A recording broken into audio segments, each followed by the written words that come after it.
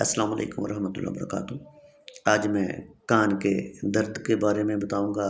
کان میں درد ہونا یا کبھی کبھار کان سے کوئی خون کا بلڈ کا کوئی اسپاٹ آنا، تو ہوتا ایسا ہے کہ کان میں بعض اوقات کوئی زخم، کوئی رسولی، کوئی گلٹی بن جاتی ہے، کوئی دانہ سا بن جاتا ہے، تو اس سے بھی درد ہوتا ہے۔ اور بعض اوقات کان میں نہاتے وقت پانی چلا جائے، رک جائے، تو اس سے بھی ورم بن کے درد ہونا شروع ہو جاتا ہے۔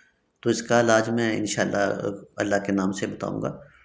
تو آپ نے کیا کرنا ہے کہ سورۃ فاتحہ مکمل لکھنی ہے، بسم اللہ الرحمن الرحیم سے لے کے الحمدللہ رب العالمین الرحمن الرحیم مالک یوم الدین ایاک نعبد و ایاک نستعین اہدنا الصراط المستقیم صراط الذین انعمت علیہم غیر المغضوب علیہم ولا الضالین، آمین نہیں لکھنا۔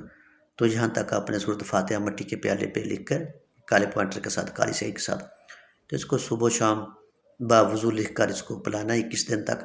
انشاءاللہ جو اس کی گلٹی ہے، جو اس کا اندر ورم ہے، جو زخم ہے، مکمل ختم ہو جائے گا۔